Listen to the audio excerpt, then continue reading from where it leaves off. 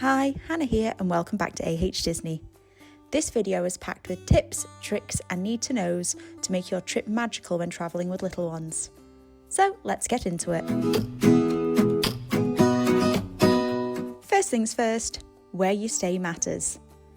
The convenience of Disney hotels, which are all within walking distance of the parks and offer free shuttle services, well, except Davy Crockett's ranch, are a definite perk for wanting to stay on site.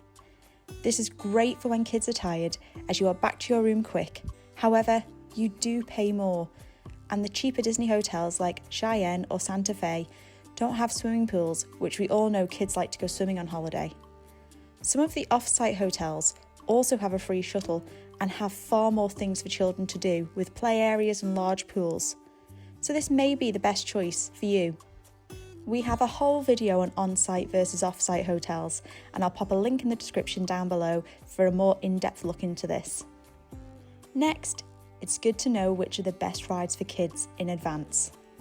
Disneyland Paris has plenty of rides perfect for younger visitors, and at the Disneyland Park, Fantasyland holds a lot of these.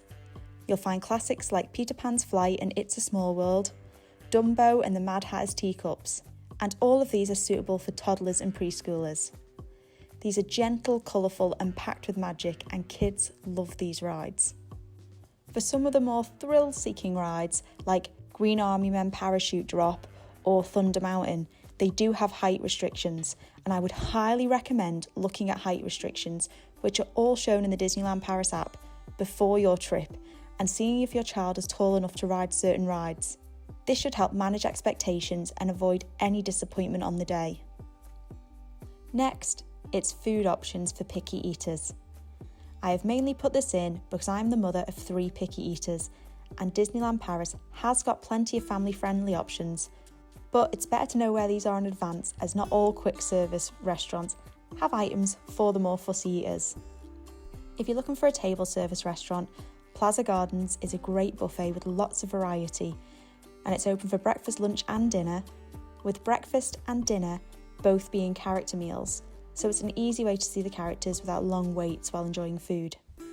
For quick service, Colonel Hattie's Pizza Outpost is ideal for pasta and pizza lovers in the Disneyland Park, and over in Stark Factory is where you'll find the pizzas in the Walt Disney Studios Park. Casey's Corner is another great option, with hot dogs and fries.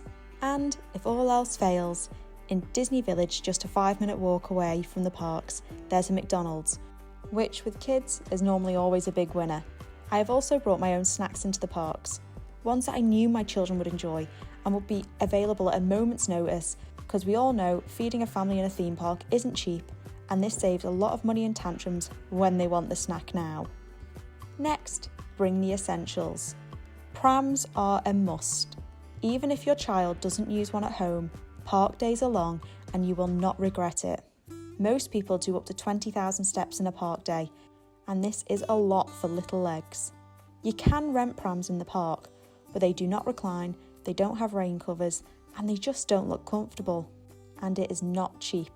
Also, make sure to pack a small backpack with everything you'll need in it. Wipes for sticky fingers, sunscreen, reusable water bottles, snacks, and bring extra layers. The weather can flip fast once it gets dark. If your child has sensory issues, it can also be good to bring headphones or ear defenders for kids sensitive to noise, especially during parades, shows and fireworks. Next tip is make sure you plan downtime into your day. Disney days are long, and with kids, breaks are essential. Schedule a midday rest, either back at the hotel or in a quiet park corner, for example around the back of Space Mountain or near Cowboy Cookout. There are play areas in Frontierland and Adventureland if your little ones need to run off some energy too. Don't try and do everything in one go. It's better to fully enjoy a few things than rush through an entire park stressed just trying to do everything. Also, rope drop is your best friend. If your child's an early riser, it's a no-brainer. Get to the park about 30 minutes before park opening so that you can get on as many rides before the crowds hit. Next tip, don't miss shows and parades. Kids love Disney shows, and so do we, and Disneyland Paris really know how to put on a show. My favourites include Festival of the Lion King and Pixar's together. These shows will keep the kids entertained with music and characters, and also a good way to rest tired feet. The Disney Stars on Parade is a must-see. Stake out a spot early, bring snacks, and let the kids wind down while you wait. At night, if your kids are still awake, Disney Tales of Magic is the jaw-dropping fireworks, drones, and projection show. Now with the upgrade of the projections being along Main Street as well, it is so much easier to find a good spot and see something. And if you're nervous with your kids in crowds, once the fireworks are over, just find a seat in a quiet area, sit and wait, and let everyone else filter out first. My next tip is all about characters. If your little one is particularly obsessed with a certain character, whether it be Stitch, Chip and Dale, or Mickey himself, plan ahead to see where they're going to be and what times using the Disneyland app. If you have a little girl who wants to see the princesses, the Princess Fairy Tale Hall consistently has waits of up to 2 hours daily, if not longer, which is a long time for children to wait. So if it's in your budget, I would highly recommend booking a character meal.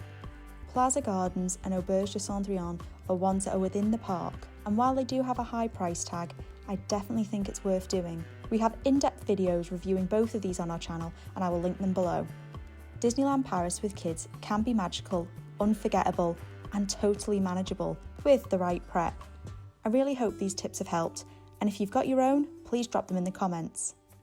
So that's another video done. If you like this video, please subscribe, like, and hit that notification bell.